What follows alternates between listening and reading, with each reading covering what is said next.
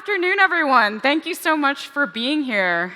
And Michele, welcome home. Thanks for having me. Of course, yeah. So excited to be back in Italy, 100%.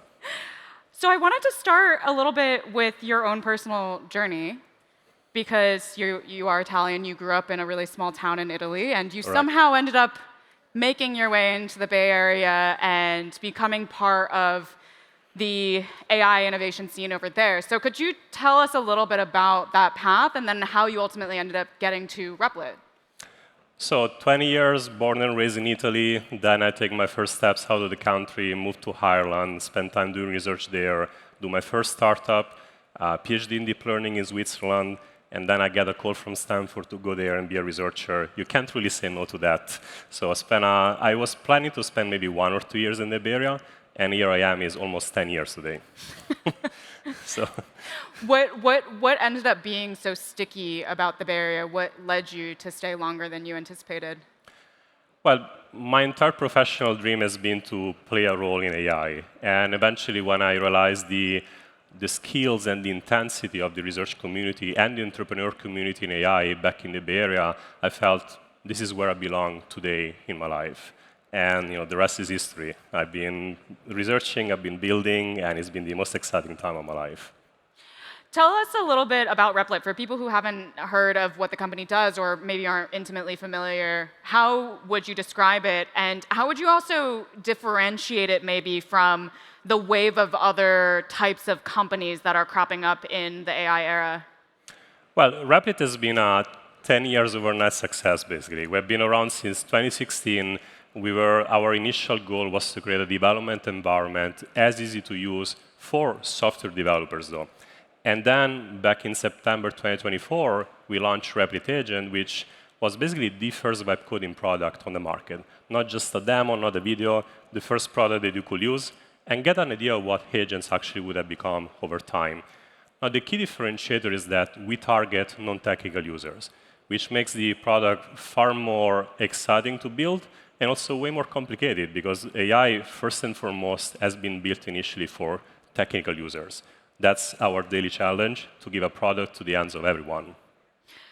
Could you talk a little bit about when you're targeting non-technical users, how that actually manifests in the design decisions that you make, maybe the marketing decisions that you make, and other things? How do you actually operationalize this non-technical target audience? I would say, first and foremost, when it comes to the product surface, every single pixel you see, we always keep in mind, is this really necessary? Are we exposing a level of complexity that doesn't really deliver additional value to the users? For example, even when you go to one of the famous chatbots, such as ChatGPT, Claude, Gemini, you're in front of a model selector. And oftentimes you're left wondering, why should I be using a certain model versus another? What are the technical trade-offs? What is the cost? Why should I be using one instead of the other? I don't want that to happen on Replit. I want people to focus on creativity. I want them to be fixated on the idea that they have in mind. And the burden of understanding what to use, when to use it, what kind of tool should be used by our tool, that's our job. So it's a swift departure compared to all the most famous AI products out there, but it's paying off over time. What are your benchmarks for success? How do you actually measure whether you are achieving this goal of getting AI adoption more broadly diffused across non-technical people? I'm sure you heard about this narrative, especially in the last few months, where companies have internal dashboards where they measure how many tokens every single employee is using. And I think it's sort of a dystopian world, what they're trying to create. There is no badge of honor in just consuming more compute. What we really focus about, and what I personally get excited about, are the success stories, like what our users were capable of building, what kind of capability they unlocked that they couldn't do before, who got promoted because they built something on Replit, how much money they saved. So we have all these qualitative goals, which likely by building a product that is beloved by many people, I keep hearing them again and again from any walk of life, from the large enterprise customer all the way to the amateur at home that is trying to create their second source of income.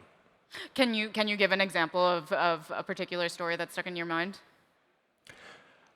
Well, so literally 3 weeks ago, we celebrated our 10th birthday as a company. And we did this massive celebration for our users. So we gave the product for free for 24 hours. Every user, again, ranging from first time to large enterprise customers, were on our platform on a Saturday at any hour of the day. And I could be telling you about the internal tools, the very advanced platforms they built, but the one that really struck a chord with me was a mom with a kid with dyslexia. And he has challenges with basic spelling. And any type of software she tried to find on the market really had sort of like a penalizing experience when her kid made a mistake, to the extent that he didn't want to use anything out there. So she rebuilt from the ground up a basic spelling application where even mistakes were not looking scary in any way. They were sort of just encourage the kid to make progress from there. And she was extremely grateful. She sent me a video of the kid using it. And that really resonated with me because one of my nieces has learning disabilities, and I wish I could have done something like that, say, 15 years ago. So as much as I love the impact that we're having, of course, with businesses and companies, there are these stories of creating personalized software that really resonate. And I think we're going to be seeing this more and more in the future. The more we lower the barrier of entry to software creation, the more each one of us will create bespoke software that they need on Replit. We've talked before about this idea that you mentioned earlier that being in the Bay Area it provides it kind of supercharges your progress as an AI entrepreneur. It's the right environment to really be building. But we've talked before also about the aspects of Bay Area culture that can be challenging and that push the AI industry in directions that are actually potentially harmful. And you're also familiar with my critiques in my book, Empire of AI, about these AI companies that are focused on these large-scale generative models as new forms of empire. So could you talk a little bit about the aspects of the current AI era and the way that Silicon Valley approaches it that can sometimes actually go against maybe your European values or against or might push Replit in directions that you wouldn't necessarily want to go? Well, every single day I spend in the Valley, I'm really exposed to this exceptional level of optimism. And as a European person, it took me literally years to learn to be part of that. I came always with skepticism in terms of technology, even though I've been passionate about it, from day one. And that level of optimism, on one hand, really pushes you to work with intensity, always think of literally moonshot projects rather than something that maybe has a 1-year time span in terms of efforts. At the same time, though, it puts you in a position where taking shortcuts is not something to be proud on. And I believe that it comes with certain level of trade-offs. So, for instance, the fast progress we're seeing in terms of model training, it definitely enables a company like Replit also to grow extremely fast. But some of the things that you highlighted in your books and some of the concerns of how fast this is moving and say the disruption is going to be having on the labor market, perhaps with a slightly slower evolution and more dialogue with the government and with the legislation, will possibly help us to produce less disruption in the short and medium term. So I would say there is some virtue in the middle, between how more skeptical we are in Europe versus the insane level of optimism that I'm exposed to every single day. And I think our stance at Replit is we always try to think of us as more of like an additive actor rather than subtracting. So I'm sure you keep hearing the narratives where all the jobs will be disrupted because of how powerful models are becoming. And fundamentally, I do believe that disruption is going to happen and is already happening today. But my moral duty and of Replit and of many other companies in this space is to create more job opportunities. And I do believe that that is literally our company mission. We say we want to empower the next billion software creators. Many people will be looking for new sources of income. They will have a different role in a company because suddenly they've also become software creators. So we always have to think of not just subtracting jobs, but figuring out how to create even more opportunities for everyone. To dig into that further, could you talk a little bit about, how do you actually ensure that happening? Because of course, you can have a really nice mission about what you hope the impact of your technology is going to be. But at the end of the day, some of the technologies that Replit is creating does create automation, and automation can then impact society in ways that actually create job loss rather than job creation. So how do you grapple with these questions and orient your company towards being a responsible actor? Every single thing we do in terms of marketing and all the community initiatives that we run at Rapid, especially in the last year, they're all focused on empowering new types of users. The very fact that we don't target software developers means that we cater to the remaining billion-plus people knowledge worker in the world. And for instance, we run a program called Race to Revenue. It's an 8 weeks marathon where a person just starts with an idea. We give them some funding, rapid credits and some Kickstart funding to basically work for 8 weeks. And we expect them to generate some revenue by the end of the program. We just did it once a couple of months ago. It has been extremely successful. We invited them all over to the office. They came literally from all the corners of the planet. And it has been extremely exciting. And I see every single employee realize this is why we're here. This is why we're building this. We're not building this because we want to have a better tool to automate. We rather always have the user in mind from day one, when we craft our product. So I would be lying to you if I told you no jobs will be displaced because of Rapid. I think it's a hypocritical take if I said this in front of everyone, and fundamentally also don't believe it.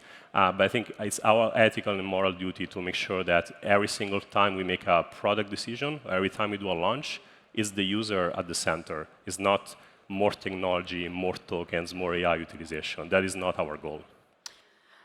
I kind of have a follow-up question to this, which is I've often found that the user centricity of Silicon Valley companies is in fact part of the problem because users are not the only stakeholder ultimately that gets impacted by the technology's advancement. So, OpenAI, which is the company that I cover, they also are very user-oriented and they're always thinking about how that they can optimize the user's experience. But that doesn't actually account for then the other communities that get impacted, the other workers that get impacted that are not in fact users of their products. It's sort of the same concept with the Facebook thinking about how to optimize for users of the Facebook platform, but ultimately there are these bigger societal questions that don't really get captured by this user centricity.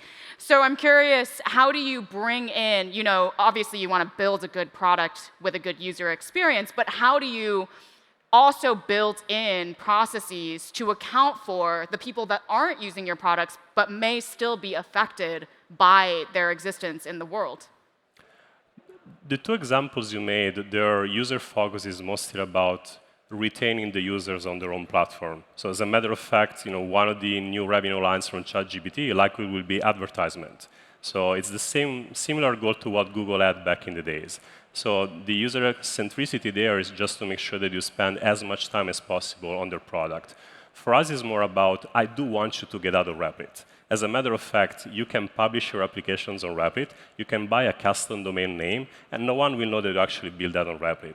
The goal is more, we want to help you to create a business. And once you create a business, you don't only focus on the person who started it and maybe created part of the software in the automation on Rapid, but you create a source of income for multiple people that are part of that business. So it's more about automating versus building. ChatGPT is more about having more information at your fingertip, and Rapid is literally, I have an idea in mind, I want to be able to build it as fast as I can.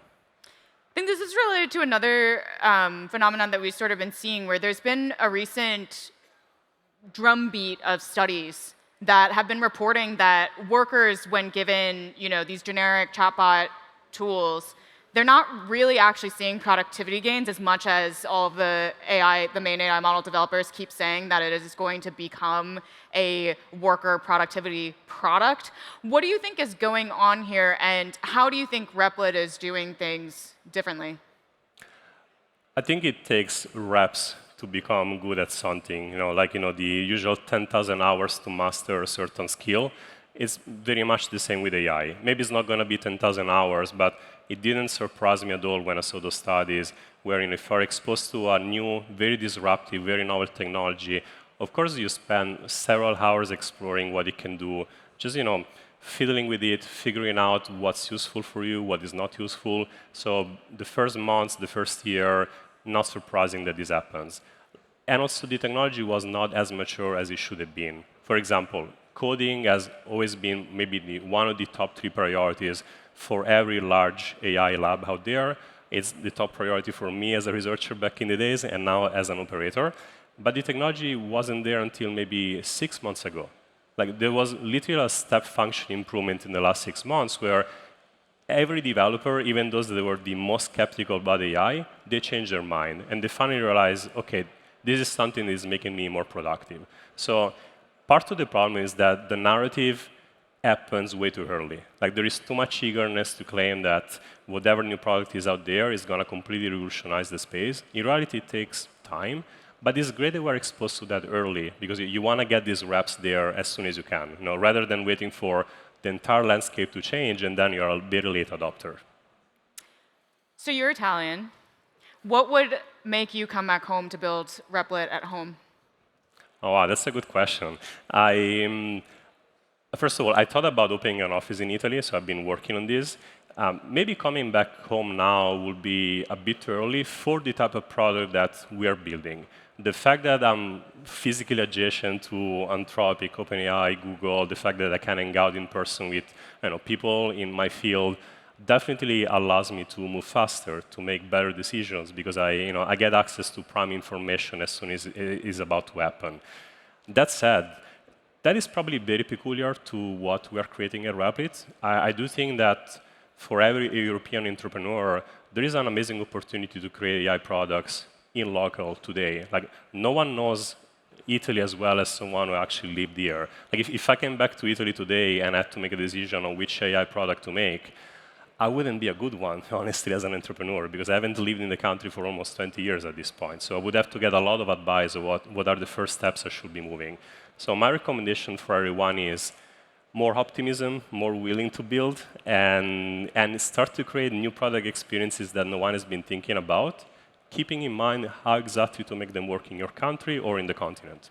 Yeah, we were talking about this idea backstage about how so much of the mindset and culture is such a big part of entrepreneurial ecosystems, and there's something about the Bay Area culture that crazy degree of optimism. It's both a supercharging factor and can sometimes turn toxic when it becomes overboard. But there's something about the European mindset also that there is this self-consciousness that I often hear from Europeans, this idea that it's not possible to build here, that it's not possible to dream and go after those moonshots. So how do you think, for European entrepreneurs that are listening, like how do they start building that kind of culture and that mindset shift? And are there other things that can help support that cultural shift that maybe are about changing the regulatory environment or maybe about changing other dimensions? One reason why I enjoy talking about my personal story, in front of everyone, is not because I think there is anything exceptionally interesting, especially, about my first years in Italy. Rather because I want to tell everyone, if I could do it, if I could change my mindset, and I was relatively old when I moved to the US, then everyone can do that. And I started to work abroad when we didn't have YouTube, we didn't have podcasts, and there was much less information when I made that leap of faith in my life versus today. So I think that mindset belongs to everyone. It's just a matter of deciding that, yes, it can be done. There are a lot of amazing tech success stories in Europe as well. There are big companies that are growing even faster because of AI.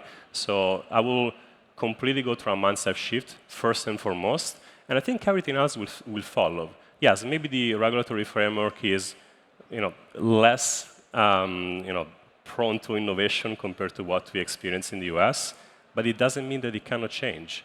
It means that once there are enough companies that have leverage, that are really beloved by the European community, then I'm sure things will happen. I don't think anyone is fundamentally against innovation in Europe. It's just a wrong planet alignment at the moment, where maybe there is more risk-averse capital available compared to the US. Maybe the regulatory framework is a bit more scary, but I will start first and foremost from changing the mindset. Moonshots are fine, moonshots are exciting, most of them go wrong. I work myself in the Moonshot lab at Google for almost 2 years, and the success rate of the lab was probably 2%. So the vast majority of projects died down after 3 months, 6 months, 12 months. That is absolutely fine. It's part of how innovation actually works. So we need to get into this mindset of trying, because it's always worth it. What is the hardest part about being an entrepreneur in the AI era? Is it the speed at which you have to move? Is it the competition? It's the lack of sleep, maybe. It's just literally too much going on right now. No, jokes aside, which is not 100% a joke, to be honest. But the fact that things are really moving too fast also means that as a technical leader, you can project the level of long-term confidence to your company as you did for anything, even up to 2 years ago. So it was totally normal to talk about quarterly and maybe sometimes yearly roadmaps. And the vast majority of projects are run at Replit, they work in spans of a few weeks. And every single person that I hired in the past or that I'm hiring today, I made it very clear to them, like, you need to be excited to work in an ambiguous environment. You need to come to work every day and expecting me to maybe change course, not because I don't know what we're doing, but rather because adapting quickly to how models are changing, to new breakthroughs in terms of how to build AI products. That is what is going to keep growing us as a company, and that's what is going to keep us relevant. This is applying not only to the Silicon Valley, by the way. I think again, it's a mindset shift that every single tech company across the globe has to embrace from today. What's the most exciting thing for you on the horizon in terms of how the AI landscape will continue to shift? Well, we were talking about models becoming more powerful. Regardless of the pros and cons of this quick change, definitely every time there are new capabilities being unlocked, I do see the benefit myself, because we can build a better product, because we can allow web coders to go even further in terms of how ambitious are the projects that they build. But if I zoom out and I don't only think about my daily job, it is also exciting what I believe is going to be possible because of AI. Like, I do expect an acceleration in terms of science, in terms of healthcare, longevity. Those changes are already happening today. The time spans are much longer. We're not going to see a step function improvement every 3 months like we do in coding, but definitely those opportunities are amazing, and they're going to have impact worldwide. Where are you seeing that kind of advance? So the AI for science or healthcare for these, where are you seeing that unfold? Because the main AI model developers often use this rhetoric to talk about what they're doing, but they're not actually focused on those problems. But I imagine that there might be other AI companies or other academic labs or whatever that are actually trying to push the frontier in those directions. So I'm curious where you're seeing the real societal gains coming out of the AI ecosystem. You're totally right. There are, I think, 2 paths to get there. One is, and this philosophy is mostly adopted by the big AI labs, first and foremost, we need to reach AGI, whatever the definition of AGI actually is. And that technology, like a genie in a bottle, will also allow us to build the tools and understand some of the processes in science that will take us to the next level in terms of innovation. And you don't subscribe to that particular approach? I think that at least both of them are important to explore. And given that we haven't settled down on what is the definition of AGI, I have to agree with you that probably is also a narrative used to just keep pushing on the throttle to go as fast as possible, in training bigger models and more powerful models. There is also another path, mostly followed by smaller startups and academics, that have more of an understanding of the domain that they've been working on their entire lifetime. And then they apply models that can be smaller, more efficient, with a lot of what is called inductive bias in machine learning. So literally understanding some of the idiosyncrasies of the domain and imbuing them into the model. And they're also making very exciting progress. So if you take off what DeepMind has done with AlphaFold and similar projects, they didn't need the crazy amount of compute that the frontier models require today. So I believe both of them are worth exploring, and perhaps I wish there was more compute on the latter. And not the crazy race of deploying capital and building gigantic data centers every single day, just to get to AGI as soon as we can. I do believe that there is a lot of what we call product overhang. The idea that models are way more advanced compared to the products that we're building. So even if we slow down in terms of product development, but we catch up in terms of how powerful products are, we're probably going to see more of a net benefit for everyone because the products are going to be more accessible. Like most of the most visible products that you hear about today, they are focused on the elite in terms of like most educated people, most accomplished professionals. I would love to see a shift there. I would love to see companies like ours focusing on this technology should be in everyone's hands. And I know that there is a lot of work to be done also in that direction. So what is the more work to be done? What's next for Replit to continue on this journey? Well, I believe we're not going to be seeing even more of growth in terms of software applications needed in the world. And I know this is like a bearish case for my company, so let me elaborate. The fact that we interact with computers mostly through user interfaces is sort of a legacy of how computers have worked in the last decades. But the truth is, interacting through clicking on your mouse and tapping on your keyboard is not the most efficient way in which you can work on a computer. And matter of fact, the reason why chatbots have been so appealing for everyone is because you can explain in natural language exactly what you want. Now, there is a big gap between having a conversation with a chatbot and having a conversation with an agent instead that is also capable of accomplishing some certain level of work in background. I would love for agents to become easy to build for everyone. And that's our next big milestone for Replit. We made app creation easy and accessible to everyone in the world. I want that to happen also very soon. So I'm going to tell you on stage that probably we're going to be launching this new feature in a few months. And again, we want to democratize agent creation for everyone. It shouldn't be in the hands only of you. It should be in the hands of everyone. One sentence answer, what should everyone start doing today to build or innovate and strengthen the AI ecosystem here? Use products. Of course, I will tell you, go and download Replit now and use it. I have to, but you'd be surprised how much it's going to help you. No, but nothing beats real-world experience. Get your hands dirty with it. Michele Catasta, everyone. Thank you.